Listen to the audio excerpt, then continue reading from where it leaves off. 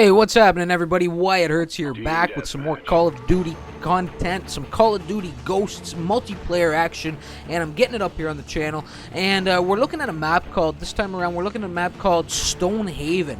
And it's some team deathmatch TDM, and the gun, well, it's back in my hands one more time, making an encore performance, the L115 sniper rifle. So hopefully you guys that tuned in and checked out that Octane video with the L115, and you enjoyed seeing that sniper action play out, well, hopefully you're looking forward to some of this as well, and hopefully I don't disappoint. It's a pretty solid round for the most part. Really good finish, really good start, and a few pockets of greatness in between, but a few moments where I just got stalled out. You know, this is one of the larger maps that are out there in the multiplayer lineup, so you know, that happens from time to time, you know. But anyway, when the match starts, this back alley, this back strip of land is often a pretty high traffic area, and it's not disappointing here. You can see I managed to pull in the snipe and follow that up, got that IED down just in time to get the Charger, who tried to get a little bit too smart for his own good. Tried cutting around the house and thought he could charge up on me. Now, I did hear the footsteps approaching, and unfortunately missed the knife, but recovered nicely, you know.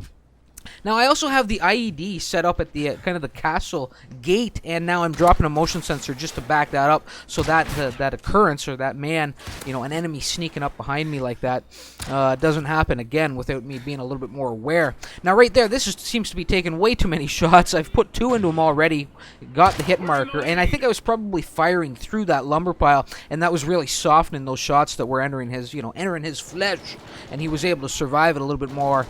Well, a little bit longer than he probably could have otherwise. But finally, I did put one in his chest, and I decided to push up here with the team. You can see we're losing men along the way, but I'm watching their back. You know, I hear the footsteps coming in a second time, and I get the jump on that sucker and plunge my blade into his chest this time.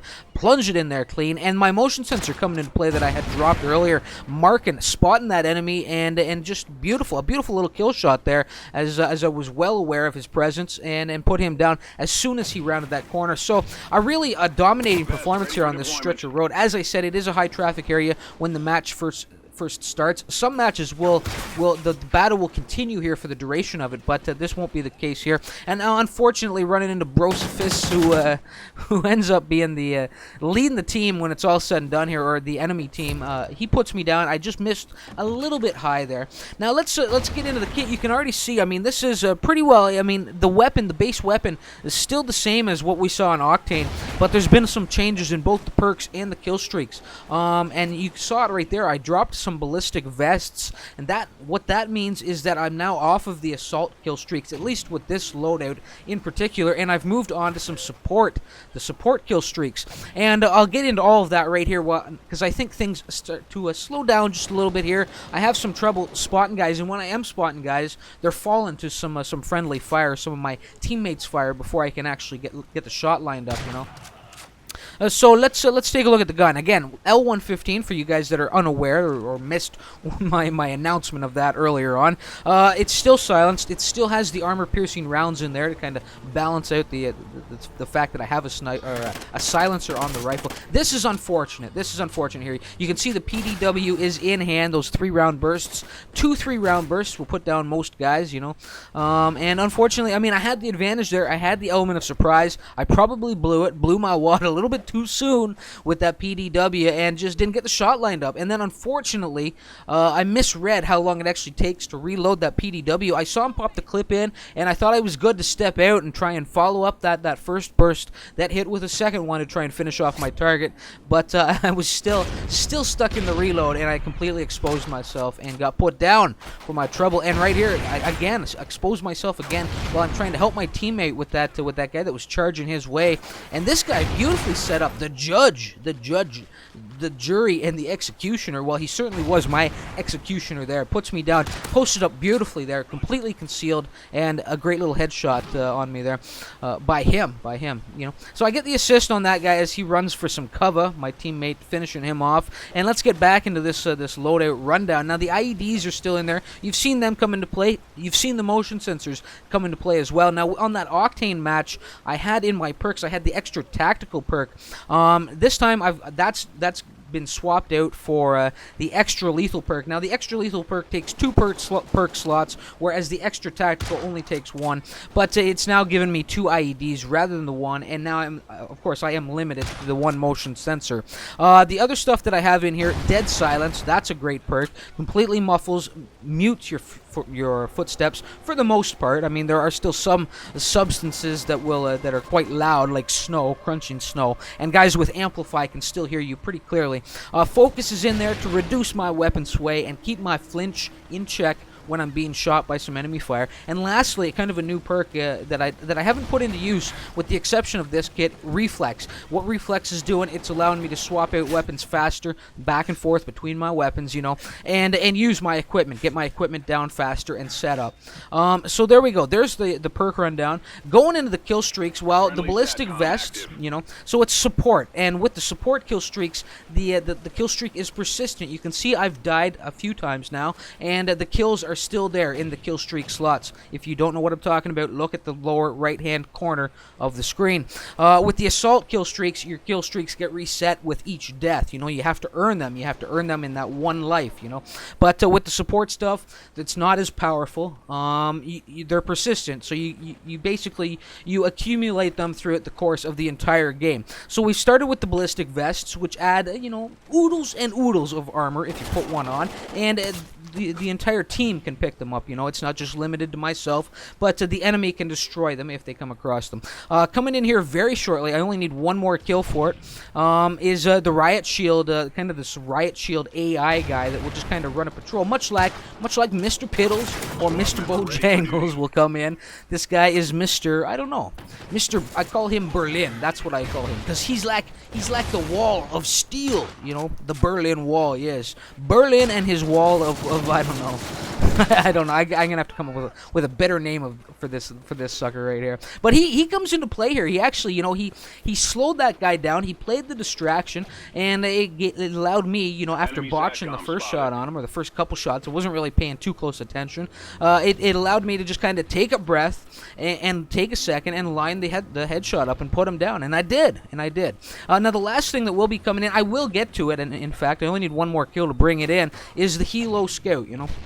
And what that is it's basically a helicopter that comes in with me sitting up there in one of the in the side of it with a sniper rifle, raining down death. Of course, I get no opportunity to do that here, simply because the guy was ready for me and put me down as soon as I got in with the Helo Scout. So that's unfortunate.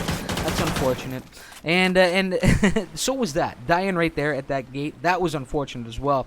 Now, I'm pretty sure I start a nice little run right here. Yeah, if you listen closely, I'm dropping the IED. If you listen closely, my teammate will call out an enemy. Yeah, he called him out in the castle gateway. I knew he was there. Or I figured there was an enemy presence probably in that gate. So just peeking around the corner, I did manage to get a nice little shot. He was ready for me too. You know, he if you noticed, he put some fire my way. I was just a little bit faster, a little bit quicker on the trigger in that instance, and managed to hit the mark with the rifle.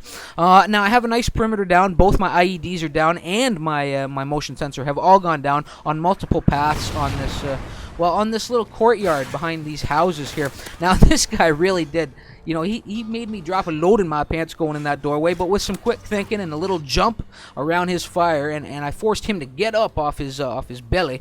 I did manage to put him down, and then rescued my teammate as I came storming out there to shank the enemy that was surrounding the house on him, you know, and bearing down on my teammate. And posting up here, this is a pretty solid location. However, you are pretty exposed on your backside, but the team is pretty thick in here. You can see on the radar, there's another guy watching my back right now while I put a little fire this way, and with some serious effort and some serious work, I finally did get the kill shot on that enemy across the way, you know.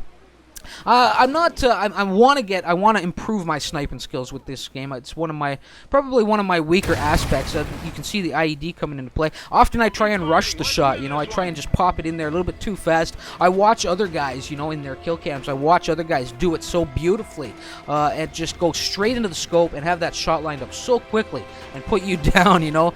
Those master snipers, you know. And it's not hacks. It's just good gameplay, and that's what I'm striving for, you know. And the only way to get to that level is to is to just be firing out those shots and missing. You know, eventually it's gonna click for you, and at least that's how I operate. You know, eventually it will click. And you can see the guy was completely in my blind spot and just was ready for me. Saw the helicopter come in and put my ass down.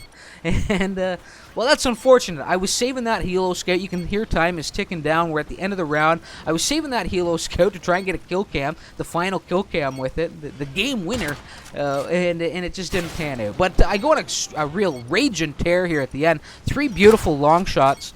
There's number 2 and number 3 right here, just as the final seconds are ticking away, and that'll be the final kill cam. So a nice little run, just padding my stats a little bit at the end of the game, and I thought it was a pretty solid performance. So here we go. And that is quite the shot. You know, this is a pretty expansive map. One of my favorite maps. I really do enjoy not just the design of it, but the way it looks. I like fighting in like the old ruins, you know, the castle ruins, and I love stones that have good looking green moss. I don't know why. It's just something I really enjoy. I don't know why. It's just strange. Maybe I don't know. But there we go, 22-5 with 1 assist. Pretty solid numbers, leading the team to victory. We didn't get to completely finish them off, but it was close enough, you know. And time was up. We had to go home for dinner. Anyway, so let's take a look at some other names and numbers. Now, I've played with M Liquid several times. You know, a great player, always a big performer. 15-9 for him, and Cyanide in there with a 12-7. Good numbers, good numbers. On the other side, as I mentioned earlier, Brosifus leading his team, not to victory, but leading his team nonetheless. 16-13 with 1 assist. And what was that award I used to give out in Homefront? Now that I'm looking at those numbers down there, the Bread and Butter Award. Well, he may not have been my bread and butter. I wasn't really paying too much attention, but my God, look at those numbers. He was the team's bread and butter. You know what I'm saying? If you're looking, hopefully you've noticed what I'm drawing attention to right now is get sniped numbers. His 5 and 24. My God, he must have fallen asleep mid-game or something. I don't know what happened there. But anyway, guys, thanks for stopping by and tuning in and checking out this round. Hopefully you enjoyed it. Hopefully you are enjoying the sniper footage, and hopefully I get better with time. But again, 22-5, nothing to wag a finger at, you know. So hopefully you'll leave a like, a comment. Did I say that already? I don't know. Sub to the channel if you're new around here, and until next time, all well, remember why it hurts. Later.